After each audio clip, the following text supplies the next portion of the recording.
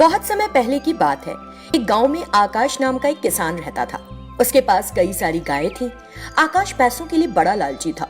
वो अपने बछड़ों को उनकी माँ के दूध की बजाय दवाई पिलाता था। इससे उन बच्चों को माँ के पास आने पर भूख नहीं लगती थी, जिसे देखकर एक गाय ने सोचा, हे ईश्वर, आकाश इतना निर्दयी कैसे हो सकता है। ये मेरे बच्चे को मेरा दूध नहीं बल्कि दवाई पिला रहा है। पता नहीं उस दवाई का मेरे बच्चे पर क्या असर होगा। इस तरह वो गाय बहुत चिंतित हो गई और उसने आकाश से इस बारे में पूछने की सोची। एक दिन जब आकाश गाय का दूध दूह रहा था, सुनो, हम ज्यादा दूध दे रही हैं। अगर तुम हमें और खाने को दोगे तो हम और दूध देंगी, लेकिन हमारे बछड़ों को दवाइयां लेकर उनकी सेहत मत बिगाड़ो।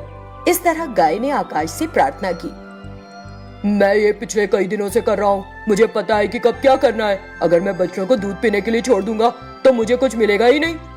ये कहकर उसने दूध इकट्ठा किया और वहां से चला गया। ये एक धूर्त आदमी लगता है, मैं अपने बच्चे को कैसे बचाऊं? इस तरह गाय सोचने लगी, हाँ, मैं एक काम कर सकती हूँ। मैं आकाश के आने से पहले ही अपने बच्चे को दूध पिला दूंगी।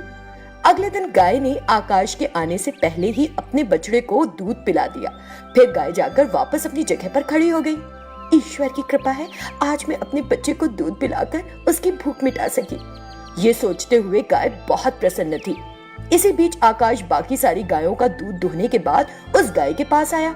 उस गाय ने हमेशा के मुकाबले बहुत कम दूध दिया। ये क्या, इस गाय ने आज जरा सा दूध दिया है। फिर उसने गाय से पूछा, तुमने इतना जरा सा दूध क्यों दिया? तबीयत ठीक नहीं है क्या? नहीं, मैं ठीक हूँ। आकाश वहां से चला गया, लेकिन उसे उस गाय पर संदेह हो गया। अगले दिन सुबह फिर गाय ने आकाश के आने से पहले अपने बच्चे को दूध पिला दिया। आकाश ने घर से ये होते देख लिया। अच्छा, तो ये गाय होशियारी दिखा रही है। आज ये मेरे हाथों खत्म समझो। ये सोचकर आकाश गाय के पास जाकर बैठ गया। जब गाय ने उस दिन भी कम दूध दिया तो वो एक डंडा उठाकर ले आया।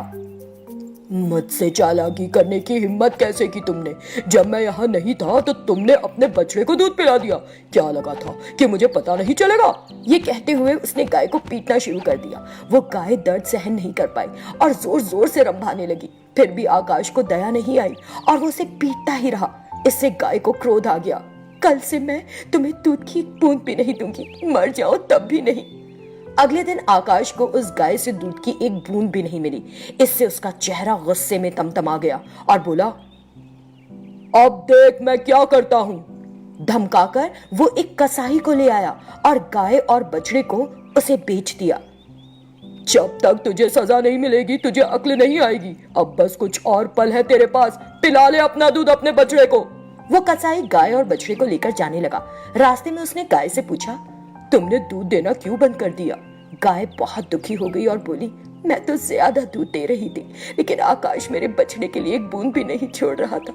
ऊपर से वो मेरे बछड़े को भूखा भूखा रख रहा था दवाई पिलाकर। इस तरह गाय ने उसे आकाश के अत्याचार के बारे में बताया। मैं खिलाऊंगा तुम्हें, मेरे घर चलो। ऐसा कहकर वो बाजार ले जाने की बजाय अपने घर ले गया।